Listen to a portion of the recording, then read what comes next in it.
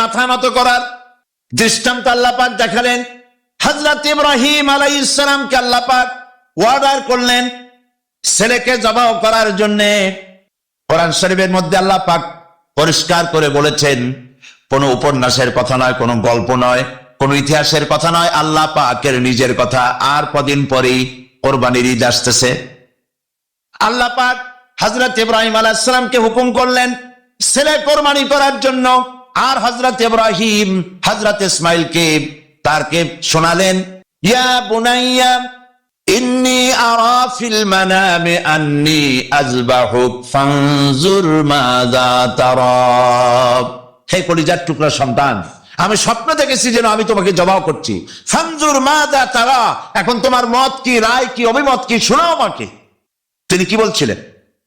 হযরত ইসমাইল বলছিলেন যে আপনি এতদিন পর্যন্ত আমার মায়ের খবর রাখেন নাই, আমার খবর রাখেন নাই, আমাদের ফালায় গেছেন মরুভূমির মধ্যে, পানি খাবার কিচ্ছু দেন নাই, আজকে জবাহ করতে আসছেন কোন অধিকারে? একথা বলেছেন? বলেছেন? বরং তিনি হযরত ইসমাইল হযরত ইব্রাহিম যেটা করলেন সেটাও তিনি আল্লাহর সামনে মাথা নত করলেন, ঠিক কিনা? হযরত ইসমাইল যেটা করলেন সেটাও তিনি আল্লাহর সামনে মাথা নত করেছেন। হযরত ইসমাইল বললেন, ইয়া আবাতি ফাআল মা তুমারু সাতাজিদুনি ইনশাআল্লাহু মিনাস সাবিরিন। ইয়া আবাতি ফাআল, হে পিতা আপনি তাই করুন, মা তুমার, যে বিষয়ে আপনাকে আদেশ করা হয়েছে। লক্ষ্য করুন, ইব্রাহিম আলাইহিস সালাম বলেছেন আমি স্বপ্নে দেখছি, আমি স্বপ্ন দেখেছি আমি তোমাকে যেন জবাহ করছি। আর হযরত ইসমাইল বললেন আপনি যে আদিষ্ট হয়েছেন তাই করেন। তার মানে ইসমাইল বুঝতে পেরেছেন পয়গম্বরের স্বপ্ন স্বপ্ন নয়, এটা আল্লাহর ওহী, হুকুম। জবাহ করেন। আমাকে আপনি ধৈর্যধারীদের মধ্যে পাবেন। এখন দেখেন, এই যে উদখুলু ফিস সিলমি কাফা, এই সিলমন শব্দ ওখানে এসেছে। আল্লাহ পাক বলছেন ফালাম্মা আসলামা ওয়া তাল্লাহু লিল জাবিন। ফালাম্মা আসলামা, যখন দুজনই রাজি হয়ে গেছে, আত্মসমর্পণ করেছে। কোন দুইজন? হযরত ইব্রাহিম আর হযরত ইসমাইল, দুজনই আত্মসমর্পণ করে দিয়েছেন আল্লাহর সামনে এবং ঘাড় কাত করেছেন। সেই ঘটনা বলার উদ্দেশ্য আমার না, আমার বলার উদ্দেশ্য আত্মসমর্পণ করা। উদখুলু ফিস সিলমি কাফা, ইসলামের মধ্যে, সিলমের মধ্যে পরিপূর্ণ দাখিল, আত্মসমর্পণ করো কমপ্লিটলি, কোন শর্ত ছাড়াই। তার অর্থ হচ্ছে আপনার এবং আমার নিজের মর্জি মোতাবেক কোনো কাজ করতে পারবো না, সবটাই আল্লাহর হুকুম মতো করতে হবে। এর নাম মুসলমান। এর নাম কি? মুসলমান। আপনার ইচ্ছা আপনি কিছু করতে পারবেন না, করবেন কার ইচ্ছা মতো? আল্লাহ পাকের ইচ্ছা মতো করতে হবে। কারণ হলো আল্লাহ রাব্বুল আলামিন বলেছেন, ইন্নাল্লাহা ইশতারা মিনাল মুমিনিনা আনফুসাহুম ওয়া আমওয়ালাহুম বিআন্না লাহুমুল জান্নাহ। নিশ্চয়ই আমি আমার মুমিনের জান এবং মালকে খরিদ করে নিয়েছি, আর বিনিময় আমার মুমিনকে আমার জান্নাত দান করেছি। তোমার জান, তোমার মাল, সব কিছুকে আপনার আমার জানমাল কে কিনে নিয়েছেন? আল্লাহ খরিদ করে নিয়েছেন। বিনিময় কি দিয়েছেন? জান্নাত দিয়েছেন। সুতরাং আপনার ইচ্ছে মতো আপনার জান খরচ করতে পারবেন না, ইচ্ছে মতো মাল খরচ করতে পারবেন না। এই মাল আর জান খরচ করার পেছনে আল্লাহর রেজামন্দি আছে কিনা, আল্লাহর খুশি আছে কিনা, ওইটা বুঝে সেই রাস্তায় করতে হবে। ইচ্ছে করলেই যেখানে সেখানে চাঁদা দিতে পারবেন না, ইচ্ছে করলেই যেখানে সেখানে অর্থ খরচ করতে পারবেন না, ইচ্ছে করলেই যেখানে সেখানে জীবন দিতে পারবেন না। মুসলমান যে ব্যক্তি কালেমা যে পড়েছে, তার জীবনকে দুই ভাগ করার কোনো উপায় নাই। আমরা তো দুই ভাগ অনেকে করে ফেলেছি। মুসলমান তার জীবনকে ইতিমধ্যেই দুই ভাগ করে ফেলেছে। একদিকে আল্লাহর কথা মতো নামাজ, রোজা, হজ, যাকাত, আর একদিকে অর্থনীতি, সমাজনীতি, রাজনীতি, নির্বাচন, ভোট, ইলেকশন, যা কিছু আছে সব আলাদা। এটার সাথে আল্লাহর কোনো সম্পর্ক নাই, যাকে বলা হয় ধর্মনিরপেক্ষ মতবাদ। মানে শয়তান, তার তো কিছু কাজ করা লাগবে। শয়তান তো প্রথম দিনে আসছে পৃথিবীতে ওয়াদা করে আদম আলাইহিস সালামের সাথে সে উল্টা করবে। আল্লাহ পাক দিয়েছেন খেলাফত, আর এই খেলাফতের উল্টা করার জন্য শয়তান এসেছে। আল্লাহ দিয়েছেন যাকাত, শয়তান তৈরি করেছে সুদ। কথা বুঝতে পেরেছেন? আল্লাহ দিয়েছেন কি? অর্থনৈতিক প্রবৃদ্ধির জন্য, অর্থনৈতিক উন্নতির জন্য, মানুষকে খেয়ে পরে বাঁচার জন্য, সুখের জন্য, সমৃদ্ধির জন্য, অর্থনৈতিক ইকোনমিক ইকুয়ালিটির জন্য আল্লাহ পাক দিয়েছেন যাকাত। শয়তানের মোকাবেলায় তৈরি করেছে সুদ। আল্লাহ দিয়েছেন ইসলাম, আর শয়তান তৈরি করেছে ধর্মনিরপেক্ষ মতবাদ। ধর্মনিরপেক্ষ মতবাদের স্রষ্টা কে? বলেন কে? শয়তান। তো আল্লাহ পাক দিয়েছেন ইসলাম। ইসলামের মধ্যে দাখিল হও, এবং ইসলামের মধ্যে দাখিল হওয়ার অর্থই হচ্ছে পূর্ণাঙ্গ ইসলামকে মেনে নেওয়া, তাহলেই শান্তি আসবে। শুধু নামাজ রোজা হজ যাকাত করলেই শান্তি আসবে না, পরিপূর্ণ ইসলাম মানতে হবে। কথা বুঝতে পেরেছেন? পরিপূর্ণ ইসলাম মানলে তখনই শান্তি আসবে, এর আগ পর্যন্ত আসবে না। সন্ত্রাস বন্ধ হবে না, দুর্নীতি বন্ধ হবে না, মারামারি কাটাকাটি বন্ধ হবে না, যতক্ষণ পর্যন্ত পূর্ণাঙ্গ ইসলাম মুসলমানেরা গ্রহণ না করে। সেই হাদিসের কথা কয়েকবার বলেছি, আজও মনে এলো। হযরতে খাব্বাব বিন আল-আরিত রাদিয়াল্লাহু তাআলা আনহু, তিনি এই হাদিসখানা রিওয়ায়াত করছেন। তিনি বলছেন, আমরা একবার নবী করিম সাল্লাল্লাহু আলাইহি সাল্লামের কাছে গেলাম। ওয়ান খাব্বাব বিন আল-আরিত রাদিয়াল্লাহু তাআলা আনহু আন্নাহু قال শাকাউনা ইলা রাসূলিল্লাহি সাল্লাল্লাহু আলাইহি ওয়াসাল্লাম ওয়া হুয়া মুতাওয়াসসাদুন বুরদাতুন লাহু ফি জিল্লিল কাবা। তিনি বললেন, আমরা নবী করিম সাল্লাল্লাহু আলাইহি ওয়াসাল্লামের কাছে গেলাম, যে দেখি নবীজি কাবা শরীফের ছায়ায় চাদর মুড়ি দিয়ে আরাম ফরমাচ্ছেন। আমরা কাছে গিয়ে বললাম, আলা তাস্তানসিরু লানা আলা তাদউ লানা ইয়া রাসূলুল্লাহ, হে রাসূল, আপনি কি আমাদের জন্য আল্লাহর কাছে সাহায্য প্রার্থনা করবেন না? আপনি কি আমাদের জন্য আল্লাহর কাছে দোয়া করবেন না? আমরা তো মার খেতে খেতে শেষ হয়ে গেলাম। আমাদের খাব্বাবকে তারা মারছে, খুবাইবকে মারছে, আম্মারকে, সোয়েবকে, বেলালকে মেরে শেষ করে ফেলছে। খাবার নাই, পরার নাই, কত কষ্ট আমাদের। নবীজি উঠে বসলেন, বুখারীর হাদিস। নবীজি উঠে বসলেন, বললেন, খাব্বাব শোনো, শোনো খাব্বাব, তোমাদের আগে এই পৃথিবীতে দ্বীনের দাওয়াত দিতে যারা এসেছিলেন, ইসলামের দাওয়াত দিতে যারা এসেছিলেন, তাদেরকে ধরা হতো। ফায়ুখাযুর রাজুলু, তাদেরকে সমকালীন রাষ্ট্রশক্তি তাদের ধরত। ফায়ুহফারু লাহু ফিল আরদ, এবং তার জন্য জমিনের মধ্যে গর্ত খনন করা হতো। ফায়ুজআলু ফিহা, এরপরে সেই গর্তের ভিতরে তাকে কোমর পর্যন্ত ডাবায় দেওয়া হতো। সুম্মা ইউতা বিল মানশার, এরপরে করাত আনা হতো। ফায়ুদাউ আলা রাসি, এরপরে এই করাতটা তার মাথার উপরে রাখা হতো। ফায়ুজআলু নিসফাইন, করাত দিয়ে চিরে জীবিত মানুষটাকে দ্বিখণ্ডিত করে ফেলা হতো। মা ইয়াসুদ্দুহু যালিকা আন দীনিহি, এত কষ্ট দেওয়ার পরেও একজন ইসলামের দায়ীকে তারা ইসলামের রাস্তা থেকে এক চুলও সরাইতে পারে নাই। আল্লাহর নবী বলেন, শোনো খাব্বাব, ওয়াল্লাহি লা ইউতাম্মান্নাল্লাহু হাদাল আমরা হাত্তা ইয়াসিরুর রাকিবা মিন সানা ইলা হাযরামাউত। তিনি বলছেন, শোনো খাব্বাব, আমি আল্লাহর নামে কসম করে বলি, আমি আল্লাহর নামে কসম করে বলি, সেই দিন বেশি দূরে নয় যেদিন ইয়েমেনের রাজধানী সানা থেকে শুরু করে হাজরামাউত পর্যন্ত লোকেরা যাতায়াত করবে, মানুষেরা চলাফেরা করবে, নারী তার সৌন্দর্যের পশ্চা নিয়ে, ব্যবসায়ীরা তাদের পুঁজি নিয়ে রাস্তা দিয়ে, মরুভূমি দিয়ে দিনেও চলবে, রাতেও চলবে। লা ইয়াখাফু ইল্লাল্লাহ, আল্লাহর ভয় ছাড়া মানুষের মনে আর কোনো ভয় থাকবে না। সুবহানাল্লাহ, সুবহানাল্লাহ। মানুষের মনে আর কোনো ভয় থাকবে না। ওয়ালাকিন্নাকুম তাস্তাজিলুন, তোমরা তাড়াহুড়ো করছো, অপেক্ষা করো, এরকম সমাজ আসবে। কোরআন সেই সমাজ কায়েম করেছিল, ওই মুসলমান তৈরি করেছিল, যেই মুসলমান ইসলামকে পরিপূর্ণরূপে জীবনের সকল ক্ষেত্রে মানত। ব্যক্তিতে, পরিবারে, সমাজে, রাষ্ট্রে, জীবনের সব জায়গায় ইসলামকে তারা মানত বলেই এই শান্তি তাদের ভিতরে এসেছিল। এই জন্য আল্লাহ পাক বলছেন, ইয়া আইয়ুহাল্লাযীনা আমানু দুখুলু ফিস সিলমি কাফা, ও বিশ্বাসীরা, তোমরা যারা ঈমান এনেছো, শোনো, ইসলামের ভিতরে, সিলমের মধ্যে পরিপূর্ণরূপে দাখিল হয়ে যাও। একটু আটটু নয়, পরিপূর্ণরূপে দাখিল হয়ে যাও। সেটা কিভাবে?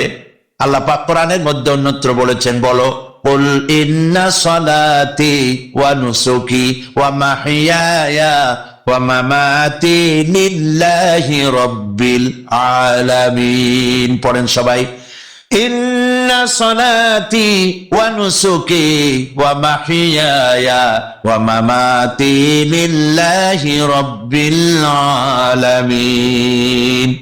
বলো, ইন্না সালাতি, নিশ্চয় আমার নামাজ, আমার কোরবানি, আমার হায়াত, আমার মওত সব আল্লাহর জন্য। কার জন্য? আল্লাহর জন্য, সবটা আল্লাহর জন্য। আমার হায়াত, আমার মওত, আমার নামাজ, আমার বেঁচে থাকা, আমার মরে যাওয়া সব আল্লাহর জন্য। জীবনের কোন একটি অংশ আপনি আলাদা করতে পারবেন না আল্লাহর হুকুম থেকে। আপনি যখনই পড়েছেন লা ইলাহা ইল্লাল্লাহ, তখন ইমানের এই দড়ি দিয়ে হাত পা সব বান্ধা হয়ে গেছে। সুবহানাল্লাহ বলেন। প্রশ্ন করতে পারেন, কেউ প্রশ্ন তুলতে পারে যে লা ইলাহা ইল্লাল্লাহর অর্থ হলো আল্লাহ ছাড়া কোনো ইলাহ নাই, মুহাম্মদ সাল্লাল্লাহু আলাইহি ওয়াসাল্লাম আল্লাহর প্রেরিত রাসূল। এইটুকুন কথা বললে পরে আমার নামাজ, রোজা, হজ, যাকাত, আমার ব্যবসা বাণিজ্য, চলাফেরা, ওঠা বসা, অর্থনীতি, রাজনীতি, গোষ্ঠীযুদ্ধা এইটার সাথে বাঁধা গেল কেমনে? প্রশ্ন উঠতে পারে। এটা আমি এইভাবে বুঝাই, দৃষ্টান্তটা এভাবে দেই।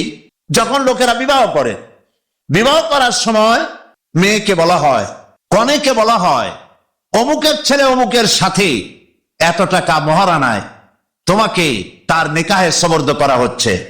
মহিলা তখন মৌন সম্মতি অথবা মুখ খুলে বলে আলহামদুলিল্লাহ, কবুল করলাম, একটা কিছু বলে বা চুপ করে থাকে। আর পুরুষকে যখন বলা হয় অমুকের মেয়ে অমুককে এত টাকা মহারানায় তোমার বিবাহে, তোমার নিকাহে সবর্দ করা হচ্ছে, সে তখন আলহামদুলিল্লাহ বলে, কবুল বলে, গ্রহণ করলাম বলে। কথা তো বলল কবুল। এখন দেখুন, কিছুদিন যাওয়ার পর যদি ওই মেয়ে লোকটি, স্ত্রী, সে যদি বলে যে আমার কাপড় ছিঁড়ে গেছে, কাপড় এনে দাও, আমি অসুস্থ হয়েছি, আমাকে চিকিৎসা করাও, আমি বাপের বাড়ি যাব, খরচ দাও, ইত্যাদি যদি বলে। আর যদি তখন স্বামী বলে যে আমি তো বিয়ের সময় শুধু কবুল বলছিলাম, তোমার শাড়ি কিনে দেওয়া লাগবে, তোমার চিকিৎসা করান লাগবে, তোমার বাপের বাড়ি পাঠাবার খরচ আমার দেওয়া লাগবে, এই সব কথা তো আমি স্বীকার করি নাই।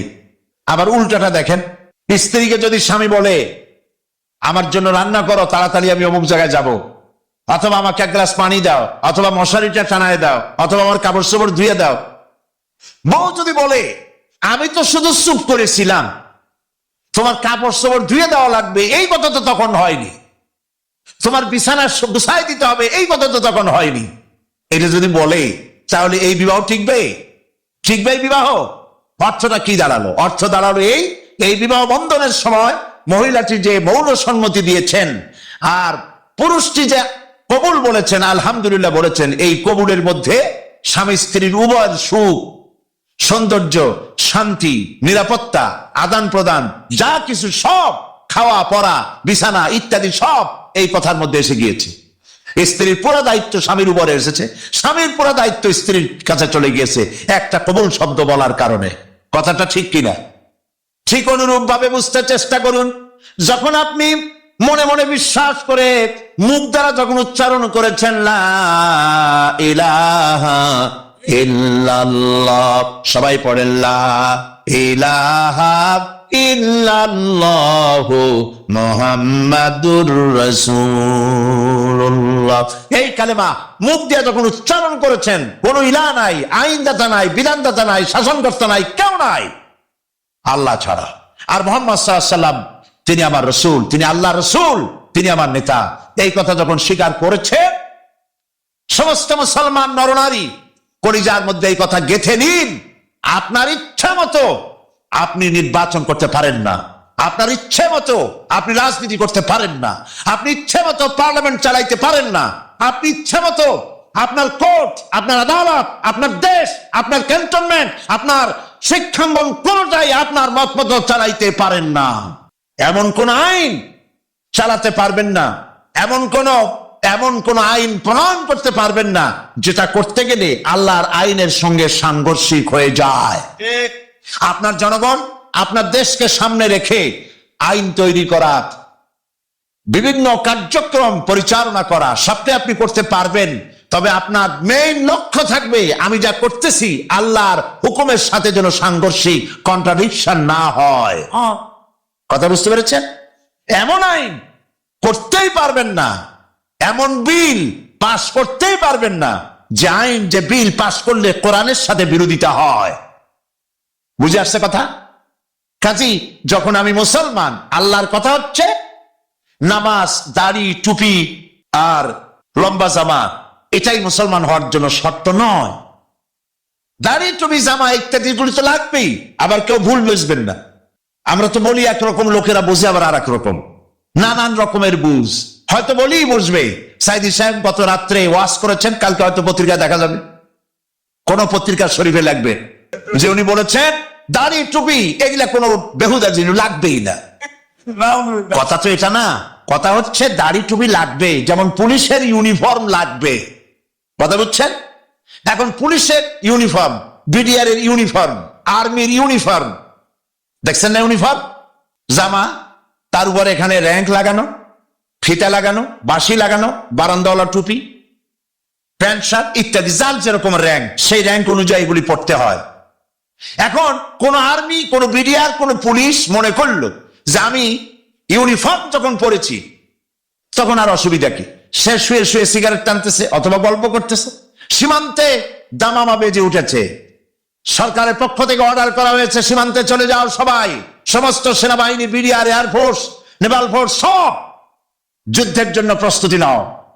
এরা মনে করতেছে যে যখন ইউনিফর্ম পরছি আমার চাকরি যায় কই, ঠ্যাঙ্গের উপরে ঠ্যাং ফেলাইয়া সিগারেটে টান দিয়া উপরে ফু দিয়া তাকায়, তাকে ফু গেল কদ্দু, চাকরি থাকবে? চাকরি থাকবে না। আবার ইউনিফর্ম ছাড়া যদি যুদ্ধে লাফায় পড়ে, মার খাওয়া ছাড়া পথ আছে? ইউনিফর্ম ছাড়া যদি দাবি করে আমি বিডিআর পুলিশ, প্রথমে তো ধোলাই হবে ভালো করে, তারপরে চিন্তা করবে যে লোকটা আসলে বিডিআর বা পুলিশ কিনা, ঠিক না? সেই জন্য ইউনিফর্ম প্রয়োজন, ইউনিফর্মের সাথে তার কাজটাও প্রয়োজন। কথা বুঝতে পেরেছেন? ইউনিফর্ম হচ্ছে তার পরিচিতি, আর কাজটা হলো সাথে জরুরি, হুকুম পালন করা সরকারের। দাড়ি, টুপি, জামা মুসলমানদের ইউনিফর্ম। সুবহানাল্লাহ বলে, সুবহানাল্লাহ বলে। মুসলমানদের ইউনিফর্ম, দাড়ি, টুপি, পাগড়ি, জামা, এগুলি হচ্ছে তার ইউনিফর্ম। এখন ইউনিফর্ম পড়েছে, দাড়ি আছে, টুপি আছে, জামা আছে, পাগড়ি আছে, সব আছে, কিন্তু ব্যবসা করে ওজনে কম দেয়, এমন দেওয়া এরকম আর কম কেউ দিতে পারে না। সাক্ষী দিলে জনমের মতো মিথ্যা সাক্ষী দেয়, বউ পর্দায় থাকে না, এর দাড়ি, টুপি, জামার কোনো লাভ আছে? সেই জন্য ইসলামের ভিতরে দাখিল হতে হলে এতটুকুন হলে হবে না, সবটুকুন হতে হবে। ইয়া আইয়ুহাল্লাযীনা আমানু দুখুলু ফিস-সিলমি কাফা, পরিপূর্ণরূপে ইসলামের মধ্যে দাখিল হও। ইসলামে দাখিল হতে কি কি লাগবে, কি কি করতে হবে, সেই কথাগুলি আমি আগামীকাল আপনাদের সামনে বলবো ইনশাআল্লাহ। সবাই বলি ইনশাআল্লাহ। মেহেরবানি করে দাঁড়ানো ভাইয়েরা বসেন, আমি আপনাদের নিয়ে মোনাজাত করব, আর মোনাজাতের পর আজান হবে, এশার নামাজ বা জামাত আদায় করে যাবেন। আলহামদুলিল্লাহ বলি। আগামীকাল এই আয়াতের বাকি ব্যাখ্যা সামনে আমরা চলবো এবং আলোচনা করব। মুসলমান না হওয়ার কারণে, নামধারী মুসলমান হওয়ার কারণে এ দুরবস্থা হয়েছে, এই জন্য আমরা আগামীকাল বিশদ আলোচনা করব। মোনাজাত করার জন্য দাঁড়ানো ভাইদের সবাইকে বসতে বলছি, আর একটু জিকির করেন জোরে সরে, লা ইলাহা লা ইলাহা। আজকে বসেন না, আজকে প্রথম দিনেই 2 জন ইসলাম কবুল করার জন্য এসেছেন, আলহামদুলিল্লাহ বলুন। আর জিকির করেন জোরে সরে, লা ইলাহা লা ইলাহা। এ কি হিন্দু নাকি?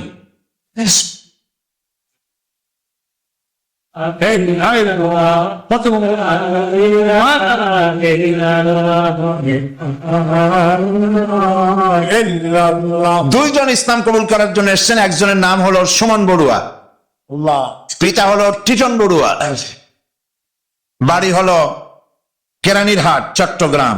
বর্তমান নাম পছন্দ করেছে মোহাম্মদ উসমান গনি।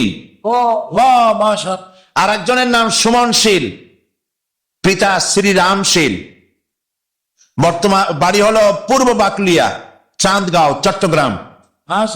বর্তমান নাম পছন্দ করেছে মোহাম্মদ কামরুল হাসান। এসো। লা ইলাহা জোরে মাথা একটু নিচু করো। লা ইলাহা ইল্লাল্লাহু মুহাম্মাদুর রাসূলুল্লাহ। মুহাম্মাদুর রাসূলুল্লাহ। আল্লাহ ছাড়া আল্লাহ ছাড়া কোন উপাস্য নাই, নাই, মাবুদ নাই। নাই।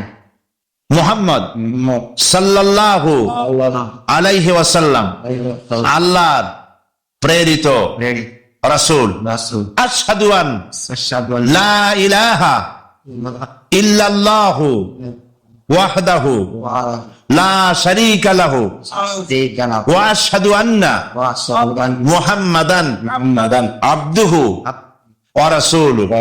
আমি সাক্ষ্য দিচ্ছি, জোরে বলো, আমি সাক্ষ্য দিচ্ছি আল্লাহ ছাড়া আল্লাহ ছাড়া কোনো ইলাহ নাই, নাই, মাবুদ নাই। মাবুদ নাই। তিনি এক, তিনি এক, তিনি একক, তিনি এক, তার কোনো তার কোনো অংশীদার নাই। অংশীদার নাই। আমি আরো সাক্ষ্য দিচ্ছি আরো সাক্ষ্য দিচ্ছি মুহাম্মদ মুহাম্মদ সাল্লাল্লাহু আলাইহি ওয়াসাল্লাম আলাইহি ওয়াসাল্লাম আল্লাহ আল্লাহ বান্দা বান্দা এবং এবং তার তার প্রেরিত রাসূল। প্রেরিত রাসূল। সকলে বলো আসসালামু আলাইকুম। আসসালাম। সালাম দিয়েছে, আপনারা জবাব দেন। আমাদের এই দুই ভাই কিছুক্ষণ কয়েক মুহূর্ত আগ পর্যন্ত ছিল মুশরিক, এখন আমাদের তাওহীদবাদী ভাই, আমাদের মুসলমান ভাই। এবং এই দুইজন হলো এই মাহফিলের মধ্যে এখন নিষ্পাপ বেগুনাহ কালেমা পড়ার কারণে আল্লাহ পাক তাদের পেছনের সমস্ত গুনাহ খাতাকে মাফ করে দিয়েছেন। আমি আপনাদের পক্ষ থেকে তাদের দুজনকে আলিঙ্গন করছি।